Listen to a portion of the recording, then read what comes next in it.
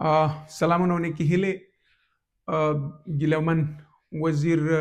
ټپي دی او ورسره ټول افغان ټبر لروبر پښتون ورسره خفا او د په رنځ کې ورسره شریک دی. د غم شریکۍ او د غم رازۍ بحثونه کیږي، نظرونه شریکېږي. د نظرونو په لړ کې یو څه چې په دوامداره توګه د دغسې پیښو نه وروسته د پی ټي ایم د خوځښت د پیل نه چې کوم شی چې موږ تجربه کړی او لیدلی مو دي هغه دا دي چې ډیری ځوانان ټینګار دا کوي چې تر کومه به عدم تشدد کوو او وخت را رسېدلی دی چې تشدد خواته لاړ شو. نو دا کوم بحث چې دی او طبعا چې د عدم تشدد یا د نه تاوتریخوالي ملاتړي هم کم نه دي، خورا ډیر دي او په دې باندې ټینګار کوي چې نه، عدم تشدد په شمول د پی ټي ایم یا د پښتون ژغورنې د خوځښت مشر منظور پښتين په دې باندې ټینګار کوي چې د نه تاوتریخوالي کوم خوځښت چې دی یا حرکت چې دی په همدې بڼه باندې باید موږ مخته لاړ شو. اول خو خبره دا ده چې دا بحث چې دی دا یوازې د پی ټي ایم پورې محدود نه دی، بلکې په نړیواله کچه باندې هم پوهان، لیکوال، پروفیسران او هغه پوهان چې په دې په وایلنټ او نان وایلنټ یا د تاوتریخوالي نه ډک یا د نه تاوتریخوالي مبارزو باندې کار کوي، دوی ترمنځ یو نړیوال بحث شته دی او د تاوتریخوالي کوم ملاتړي چې دي هغوی ډېر ټینګار دا کوي چې د غټ بدلون دپاره حتمي ده چې د تاوتریخوالي نه ډکه مبارزه وشو تر څو پورې چې تاوتریخوالی نه وي، بدلون منځته نه راځي. بلخوا د اریکا چناوت او ماریا په نوم باندې پروفیسران او لیکوال دي چې هغوی یو کتاب دی وای نان وایلنټ وای سیول ریزسټنس ورک په دې نوم باندې دوی کتاب لیکلی او په دې کې څېړنه کړې ده د 1900 کال نه تر 2006 کاله پورې د 106 کالو ډیټا دوی راټوله کړې ده، مواد یې راټول کړي، ارقام یې راټول کړي او د هغې په رڼا کې دوی دا ثابته کړې ده چې د تاوتریخوالي نه ډکو مبارزو په پرتله د نه تاوتریخوالي مبارزې 2 چنده په دې تیرو 106 کالو کې کامیابه ثابتې شوي دي. او بیا ولې ثابته شوي دي یا لاملونه هغه په دې کتاب کې وای سیول ریزسټنس ورک کې ډېر تفصیلي بحث په ماریا او اریکا بحثونه پې کړي دي. دغه تیوریکي بحثونه چې ولې آیا موږ د نه تاوتریخوالي مبارزې ته ادامه ورکړو یا تاوتریخوالي ته مخه کړو، هغه تیوریکي بحثونه بیا کله حتما په کله بحث کوم، ولې چې وخت نا وخت دوستان د بچا خان په مبارزه باندې خبرې کوي، د تاوتریخوالي او نه تاوتریخوالي تیوریکي اړخ باندې کله کله انفرادي کچه باندې بحثونه شوي دي، په غزو به سره کوو به، خو نن مشخص په پی ټي ایم باندې غږیږو. د نه تاوتریخوالي مبارزې یو بل اړخ یا ډېر اساسي اړخ دا دی چې دې ته د کمزورو ډلو یا د ضعیفه ډلو د وسلې په نوم هم دا یادېږي. ولې ورته د کمزوري وسله ویل کېږي؟ ولې چې کله یوه ډله کمزوري وي او د هغه د ځواک او زور کارونې که هغه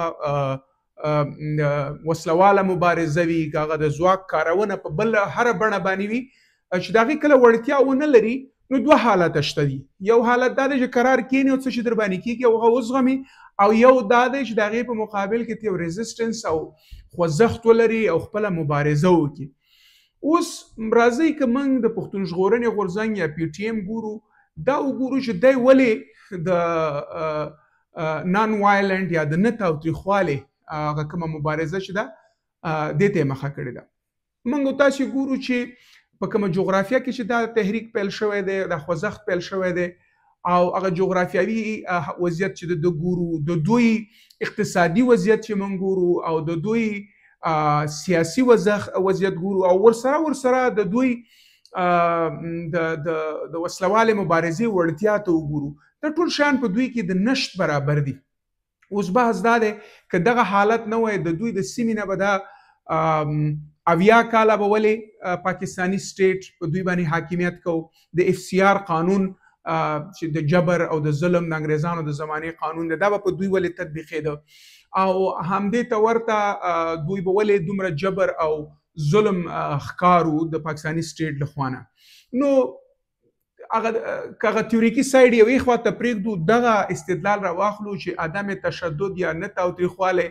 دا د ضعیفه ډلو وسله ده، نو دا دلته د پی ټی ایم په حق کې کاملا د منلو وړ ده. ولې چې کله چې تاسې وسلواله مبارزه کوئ، کله چې یوه ډله وسلواله مبارزه کوي،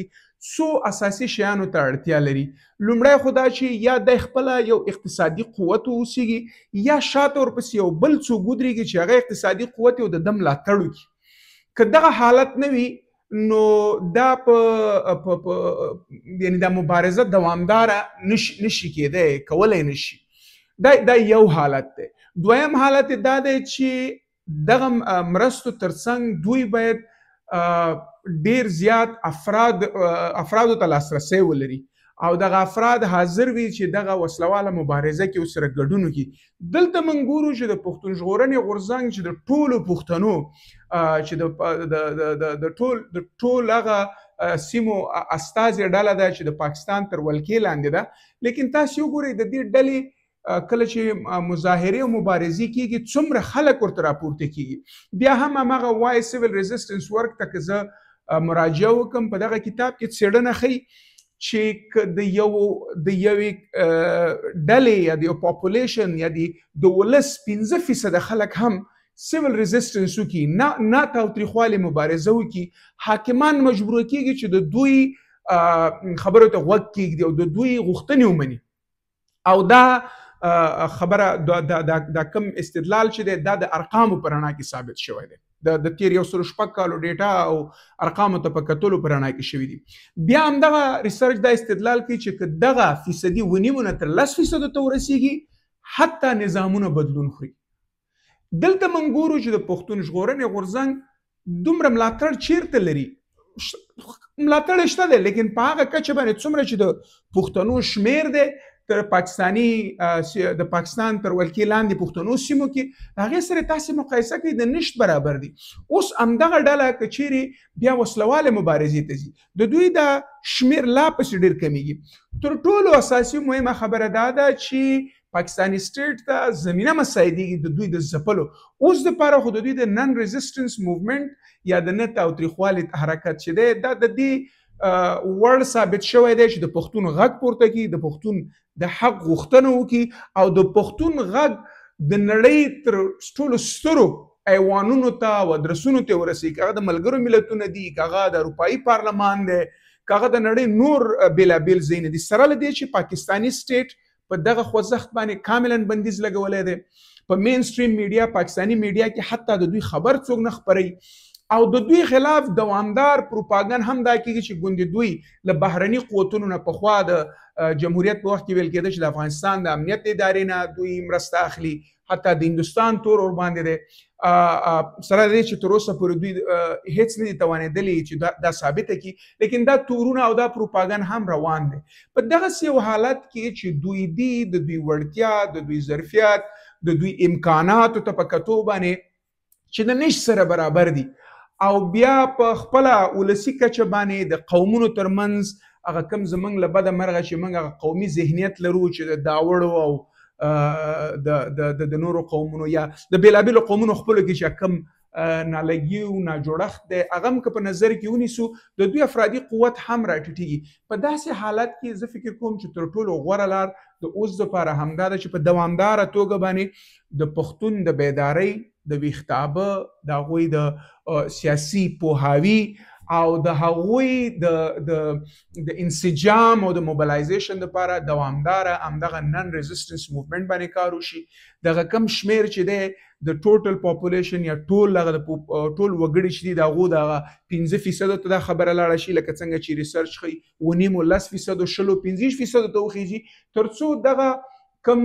ځپل شوي پښتانه، بدمرغه پښتانه چې دي دوی خپل حقوقو ته لاسرسی پیدا کړي. او تر هغې پورې چې موږ دغه ځای ته نه یو رسېدلي، یو استدلال به دا وي نو دا به تر کومه پورې موږ صبر کوو. راځئ سرچپه باندې فکر وکړو، همدغه تحریک په د تاوتریخوالي په تحریک باندې بدل شي. او پاکستانی پوځ ته پلمه په لاس ورشي. پرته له کومې پلمې تاسې وګورئ دوی په وزیرستانونو کې دوامداره عملیات کړي دي، ولسي وګړو ته اقتصادي تاوان رسولی، سلګونه قومي مشران په همدې وزیرستانونو کې وژل شوي دي. په باجوړ کې همدا حالت دی، موږ او تاسې وینو. په مومندو کې دا کار شوی، د سر سړی ورته وژني، د کاروبار او د بزنس ځایونه مارکیټونه ورته ورانوي، خپلو کورونو نه دي اړ ویستل چې دوی مهاجر شي او اوزي د خپلو کورونو نه. هغه بدمرغۍ که تاسې یادې کوئ، اوس که دوی ورته د تاوتریخوالي پلمه په لاس ورکړي، زه تاسې ته ویلی شم زما ویره دا ده چې دغه څه خوځښت چې منځته راغلی دا به هم وځپل شي. کوم چې د فکر خاوندان دي اوس خو افرادو په توګه په نښه کوي. صحیح ده چې دا هم ډېر غټ زیان دی چې موږ افراد له لاسه ورکوو، د ګیلمند غوندې، د عارف وزیر غوندې، د ارمان لوڼې غوندې رسا غږونه له لاسه ورکوو. لیکن که دوی تاوتریخوالي خواته لاړ شي، زه ویره لرم چې په ډېر کم وخت کې به موږ په قتلایي شکل باندې هغه مشرتابه، هغه انډیجنس د ولس راپورته شوي رهبري چې ده، دغه د دې خطر شته دی چې موږ له لاسه ورکړو او ویې بایلو. او که دغه رهبري مو هم له لاسه ورکړه، دا کم خوځښت چې ایجاد شوی دی، کم د ولس عامه پوهاوی چې پیدا شوی دی، ویره دا ده چې د دې سرلاري او سرلښکر به موږ له لاسه ورکړي او بیا به پښتون 50 نه تر 80 کالو پورې په دغه وزیرستانونو کې ځپل کېږي، رټل کېږي، ټکول کېږي، خو خپل غږ به نشي پورته کولی. نو بناً زما نظر دا دی چې راځئ په ځای د دې چې په احساساتو په لړ کې عاجل نقد او نیوکه وکړو چې نو تر کومه پورې به موږ صبر کوو، راځي د خپلې دغه د پښتون ژغورنې غورځنګ وړتیاوې مطالعه کړو، د هغوی نظامي وړتیا، د هغوی اقتصادي وړتیا، د هغوی سیاسي وړتیا، د هغه د ولسي انسجام وړتیا، دا ټول سره تاسې پرتله کوئ او بیا هغه څومره قوت ته چې اړتیا ده چې په د عمل په میدان کې په نظامي مبارزه کې ورته اړتیا ده، د هغې سره بیا پرتله کوئ او د هغې په رڼا کې بیا تاسې پرېکړه وکړئ چې آیا اوس هم باید عدم تشدد سره مخ ته لاړ شو او که نه ټوپک ته لاس کړو. بیا په ټینګار سره درته وایم چې تیوریکي بحثونه چې کوم یو غوره دی کوم یو نه دی، په یو بیل بحث ته اړتیا لري، لیکن د دغه تناظر نه ورته کتل ډېر مهم دي چې عدم تشدد د کمزوري، د بیچاره، د هغه ولس چې ډېر څه په لاس کې نه لري، ډېر امکاناتو سره نشته، د هغوی دپاره تر ټولو غوره وسله او ځواک دی. که چیرې یوه ډله پیاوړې وي، قدرتمنده وي، زوروره وي، بیا خو هغه شور کولو ته ضرورت نه لري،